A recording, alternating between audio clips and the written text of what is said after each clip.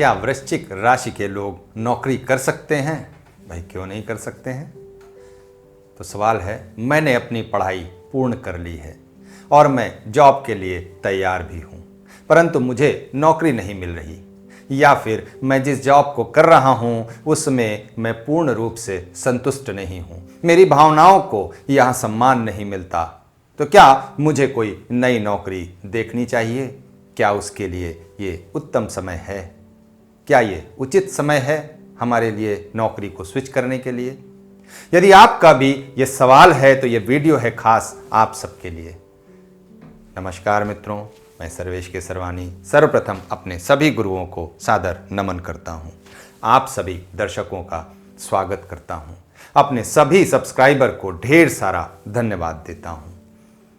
आप सभी सब्सक्राइबर से मैं ये भी कहना चाहता हूं कि आपके चैनल को सब्सक्राइब करने से, लाइक करने से और वीडियो को शेयर करने से ही हमारा हौसला बढ़ता है। इसलिए पुनः आप सभी को एक बार फिर से धन्यवाद। मित्रों, वृश्चिक लग्न के व्यक्ति निश्चित तौर पर तर्क और वैज्ञानिक विश्लेषण पर विश्वास करने वाले होते हैं। किसी भी बात को समझने के लिए, उनको समझाने के लिए ये वैज्ञानिक तर्क जरूर ढूंढते हैं, क्योंकि रीजन यदि साइंटिफिक नहीं हुआ, लॉजिकल नहीं हुआ, तो वो किसी भी बात को स्वीकार नहीं करते, तो अपने तर्क में शामिल कैसे कर सकते हैं?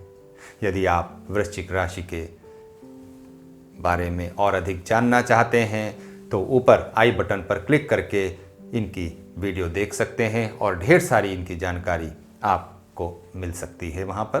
तो इसलिए उस वीडियो को ज़रूर देखें। आज हम नाड़ी ज्योतिष के माध्यम से इस जो बर्थ चार्ट है इसे समझने का प्रयत्न करेंगे और जो है इसे जानने का प्रयत्न करेंगे कि आखिर इनके कौन से हाउस एक्टिवेट हैं जो इन्हें सफलता देते हैं और कौन से हाउस एक्टिवेट हो जाएंगे जिसकी वजह से इनको असफलता प्राप्त होने लगेगी। तो यदि आपने अपना बर्थ चार्ट अभी तक नहीं निकाला है तो आप सभी से निवेदन है कि उसे निकाल लीजिए और घर बैठे ही बैठे आप देखिए कि क्या ये समय आपके लिए उत्तम समय है अपनी नौकरी को स्विच करने के लिए नई नौकरी में, या फिर यदि आपने अपनी पढ़ाई पूरी कर ली है तो आपके लिए ये उत्तम समय है नई जॉब करने के लिए। तो एक नज़र इस बर्थ चार्ट में और इसके कुंडली के जो प्लेनेटरी पोजीशन है, जो डिग्रीज हैं उस पर, और जो इसकी डिटेल है टाइम, DOB, TOB और POB, इसको भी एक नज़र देखेंगे।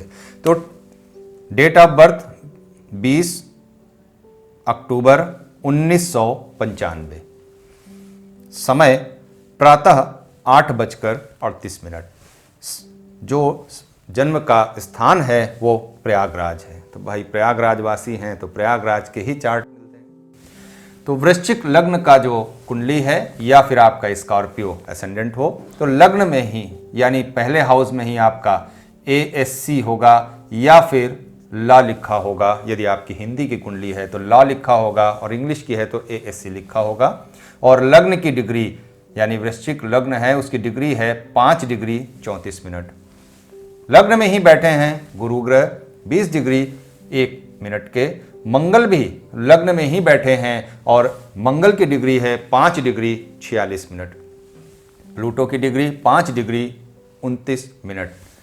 नेपच्यून दूसरे भाव में बैठे हैं। शनि बैठे हैं चौथे भाव में 25 डिग्री 11 मिनट के। केतु बैठे हैं 2 डिग्री 49 मिनट के। 10वें भाव में बैठे हैं चंद्रमा ग्रह। चंद्रमा की डिग्री है 11 डिग्री 34 मिनट। और मरकरी बैठे हैं 11वें भाव में। सूर्य बैठे हैं 12वें भाव में 2 डिग्री 33 मिनट के। और शुक्र बैठे हैं 18 डिग्री 30 मिनट। राहु बैठे हैं 2 डिग्री 49 मिनट के। तो ये इनकी प्लेनेटरी पोजीशन हो गई और इनकी जो डिटेल है वो आपके सामने है। तो अब यहाँ पर हमारे जो नाड़ी के रूल्स होते हैं हम उनको एक बार लगाने का प्रयत्न करेंगे और देखेंगे कि जो हमारा पहला रूल आता है, सॉरी,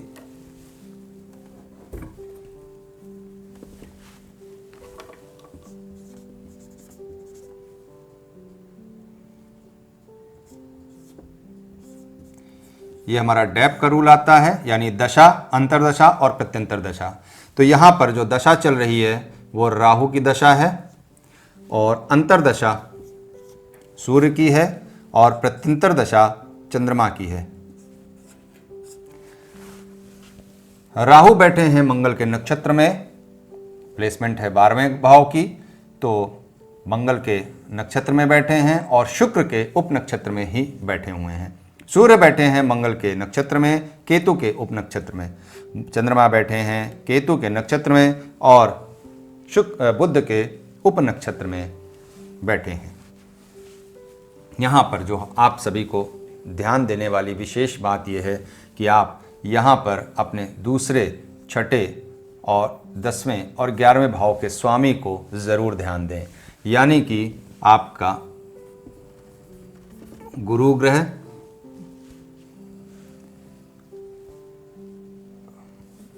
मंगल ग्रह,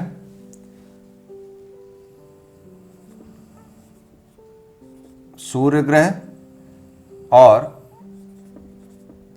बुध ग्रह, इन सब को विशेष तौर पे देखें कि आपके बर्थ चार्ट में इनकी प्लेसमेंट कहाँ पर है, ये कैसा आपको रिजल्ट दे रहे हैं।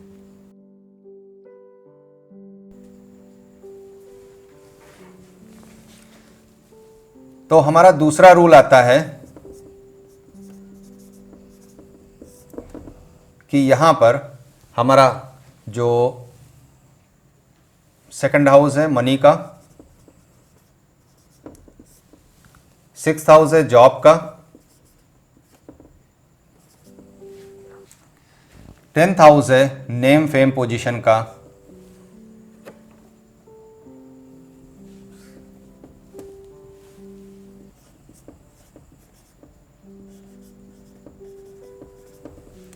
और 11वां भाव जो है हमारा केन का है। तो क्या इन सब की उपलब्धि यहाँ पर हमारी दशा में, अंतर्दशा में, प्रत्यंतर दशा में क्या ये मौजूद हैं, क्या अपनी प्रेजेंस वहाँ पर ये दे रहे हैं? तो हमने सबसे पहले दशा में देखना है कि 10वें भाव का, यानी जो 10वां भाव है हमारा वो दशा में मौजूद है, 11वां भाव मौजूद है, छठा भाव मौजूद है। इसी तरह से सूर्य की अगर अंतर्दशा में देखें तो सूर्य में हमारा 10वां 11वां भाव मौजूद है, छठा भाव भी मौजूद है। यदि हम प्रत्यंतर दशा में देखें तो प्रत्यंतर दशा में हमारा 10वां भाव, 11वां भाव, छठा भाव, 11वां भाव, 10वां भाव ये मौजूद है। तो यहाँ पर यदि ये अपनी दशा, अंतर्दशा और प्रत्यंतर दशा में ये अपने नौकरी में नई नौकरी करना चाहें तो अवश्य कर सकते हैं। यदि इनकी पढ़ाई पूरी हो गई है और इनकी दशा, अंतर्दशा, प्रत्यंतर दशा इस तरह के नंबर्स लेकर के बैठी हुई है अपने नक्षत्र और अपने उप नक्षत्र के द्वारा, तो आप वहाँ पर नई नौकरी के लिए बिल्कुल अप्लाई करें, आपको नई जॉब बड़ी ही आसानी से मिल जाएगी। किंतु यदि यहाँ पर थोड़े से नंबर्स में फेरबदल हो जाए,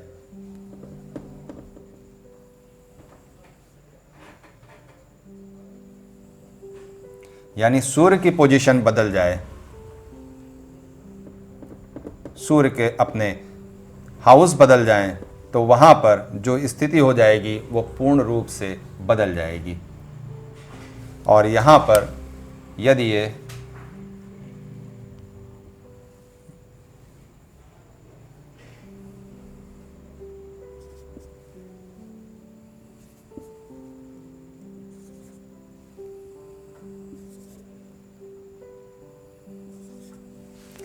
ऐसे नंबर्स देने लगे जो मैंने ब्लू कलर की पेन से लिखा है, तो वहाँ पर इनके लिए ये जॉब का उचित समय बिल्कुल नहीं होगा। इनको जॉब में समस्याएं आ सकती हैं। इसलिए नई जॉब में यदि स्विच करना चाहते हैं तो उसके लिए इन्हें रुकना पड़ेगा। इनको अपनी इन समस्याओं से छुटकारा पाना पड़ेगा, तब जाकर के ये नई जॉब के लिए बिल्कुल स्विच कर सकते हैं। और यदि आपने पढ़ाई पूरी कर ली है और आप अपनी जॉब के लिए बिल्कुल तैयार हैं, तो वहाँ पर भी आपको थोड़ा स्ट्रगल करना पड़ सकता है नई जॉब को प्राप्त करने के लिए। तो ऐसे नंबर्स के साथ आपको समस्या हो सकती है, लेकिन जो पहले वाली स्क्रिप्ट थी उसमें आपको कोई भी समस्याओं का सामना नहीं करना पड़ेगा, ऐसा आपका ये बर्थ चार्ट बताता है। तो इन्होंने अपनी जो दशा, अंतर्दशा और प्रत्यंतर दशा में काफ़ी अच्छी सफलता प्राप्त की। नाड़ी सिस्टम के अकॉर्डिंग हम ये सभी गणनाओं को कर रहे हैं, यानी सारी कैलकुलेशन हमारी नाड़ी सिस्टम के आधार पे है। काफ़ी अच्छे रिजल्ट आते हैं इसके, इसलिए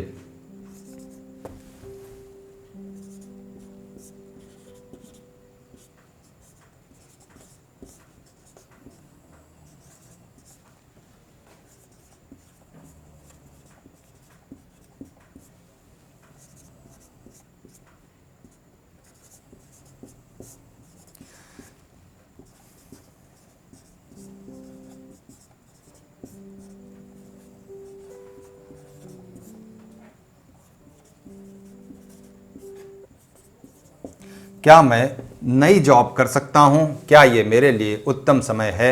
इस सवाल के जवाब के लिए पहली वाली स्क्रिप्ट तो यस में आएगा, लेकिन जो वर्तमान की स्क्रिप्ट आपके सामने है ब्लू पेन से लिखी हुई, ये बिल्कुल इसका आंसर आएगा नो। तो आपने देखा कि नाड़ी सिस्टम के आधार पर और इन प्लैनेट्स के भी जो प्लेसमेंट है वो काफ़ी इम्पोर्टेंस रखती है, अपना इम्पोर्टेंट रोल प्ले करती है। तो इन प्लैनेट्स को भी ज़रूर ध्यान दें, जैसा कि इस चार्ट में है। इसने काफ़ी अच्छा रिजल्ट दिया इनको और इनको तरक्की के मार्ग पर आगे प्रशस्त किया। तो इसी प्रकार से आप भी अपने बर्थ चार्ट पर, अगर आपने अभी तक नहीं देखा है तो वीडियो को रिवाइंड करें, थोड़ा सा पीछे जाएं और उसमें आप अपने बर्थ चार्ट के अकॉर्डिंग, अपने प्लैनेटरी पोजीशन के अकॉर्डिंग आप भी इसकी गणना बड़े आसानी से घर बैठे बैठे कर सकते हैं। और यदि आपको कोई दिक्कत हो रही हो तो नीचे कमेंट बॉक्स है, उसमें आप अपने सवाल पूछ सकते हैं। सवाल जो जनरल होंगे उनका जवाब भी दिया जाएगा। लेकिन यदि आप पर्सनल कंसल्टेंसी लेना चाहते हैं तो उसके लिए आपको पर्सनल कंसल्टेंसी लेनी पड़ेगी आपके पर्सनल सवालों के आधार पे, यानी पर्सनल बर्थ चार्ट के आधार पे। तो उम्मीद करता हूँ कि आपको वीडियो पसंद आया होगा और काफ़ी अच्छे से समझ में आया होगा। यदि इस वीडियो को लेकर के भी कोई सवाल हैं तो उसे नीचे कमेंट बॉक्स में आप पूछ सकते हैं। आप तरक्की के मार्ग पर चलें, सफल हों, अच्छी जॉब करें। इन्हीं शुभकामनाओं के साथ ये वीडियो हम यहीं समाप्त करते हैं। धन्यवाद मित्रों, मिलते हैं अगली वीडियो में।